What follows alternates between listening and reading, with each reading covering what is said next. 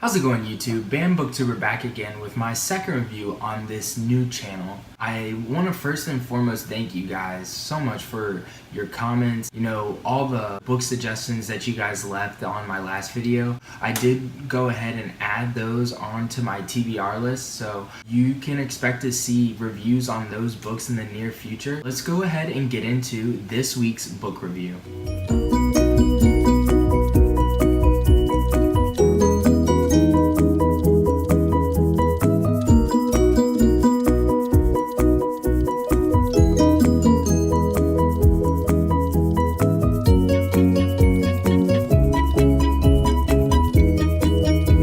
So this week I decided to read a book that is considered really controversial. It's a very dark novel, I would say. I honestly did not know what I was getting myself into when I decided to pick up this book, but this week's review is on Nonetheless, Bret Easton Ellis' American Psycho. So a little bit of backstory on this particular novel. Vintage is actually the publishing company that ended up publishing this book, but before Vintage decided to publish American Psycho, there was a publisher before them.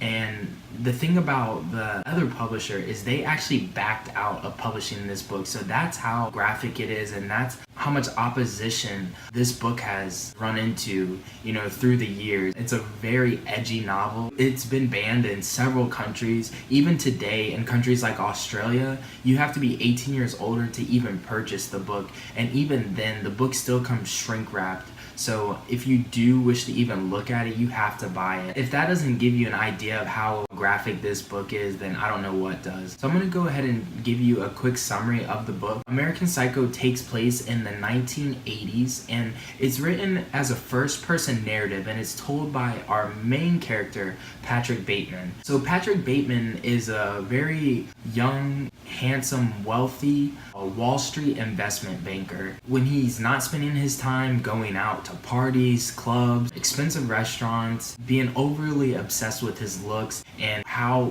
he looks in the public eye, he partakes in his part-time hobby, if you want to call it a hobby, and that is murdering people. So he is a serial killer as well. So that's basically all the book is about. As the book progresses, we get a sense of what goes through Patrick Bateman's mind, because it is written as a first-person narrative. You have to track and follow his crazy neurotic thoughts, just random breaks in his concentration. You really get a sense of what his mind does on a daily basis and how he views the world. So we get a limited perspective of the characters and what is going on in this book based off of what Patrick Bateman says. The funny part is he's not a really credible source because he's a psychopath, so it's kind of interesting to follow that throughout the entire story. I also wanted to go ahead and talk about what I liked about this book, what I didn't like about this book, and ultimately why I probably would never recommend this book to anybody.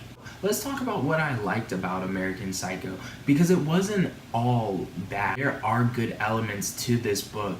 First, I would say that I like the writing style. The way Bret Easton Ellis was able to portray this character is unlike anything I've ever seen. So like I said earlier, it is written as a first-person narrative. At all times, we're tracking every single thought that goes through Patrick Bateman's head. It's sometimes very hard to, stay with dialogues and conversations, because at one moment you're reading the dialogue between two characters, but at the same time you also have access to what's going through his mind. There might be times where he's talking to someone, but he's having these crazy thoughts in the midst of a conversation, and then the conversation will pick back up again, and you just have to stay with that. And that does go on throughout the entire story, but it's just crazy to see that Bret Easton Ellis was able to get inside the mind of a psychopath. It's almost scary how he was able to accurately portray the thoughts of someone like this. Another thing I liked about the book as well, that kind of also plays into the writing style, was the depth and description used in the novel. So from the very beginning,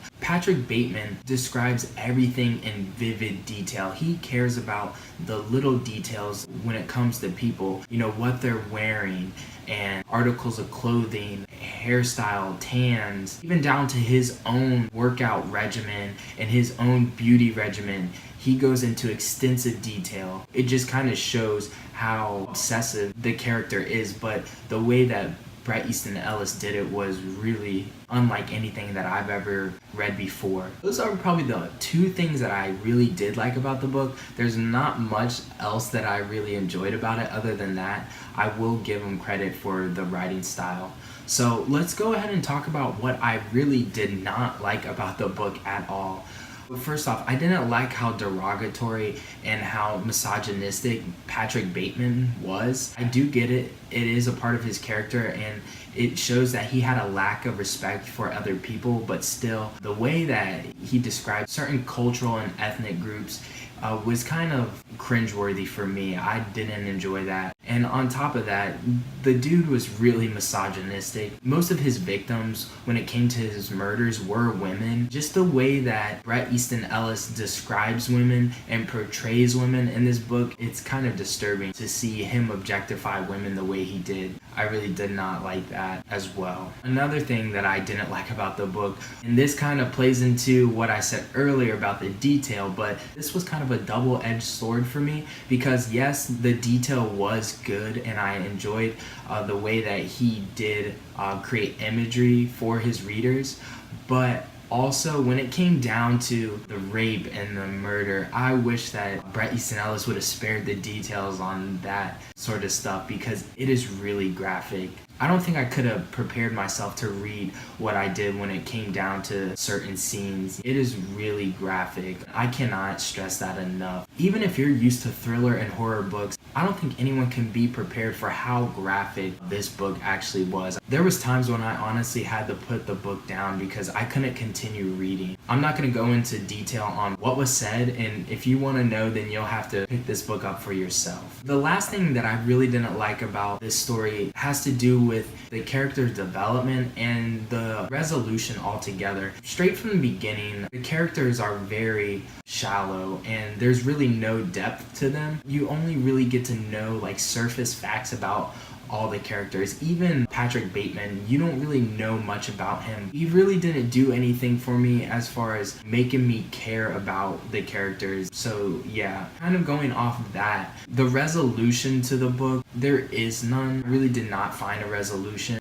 The ending was really confusing. I didn't see anything move forward. For me, it just felt like I read 400 pages of just random facts, crazy malicious murders, then at the end had nothing to gain from it. So that was kind of disappointing as well. So just some final thoughts when it comes to this book. You have to bear in mind that the setting does take place in the 1980s, and during this time a lot of people were all about chasing the new thing, the new idea, the latest fashion, and we see that played out in the characters and in Patrick Bateman himself. So I think that's what Bret Easton Ellis was trying to get across. He portrays Patrick Bateman in such a way where we see that he is a product of this consumer-driven society. He created him in such a way where he is a very extreme case, but he is a product of it nevertheless. It kind of got me thinking, if anything, this was the 1980s. I would say that we're way more consumer-driven than they were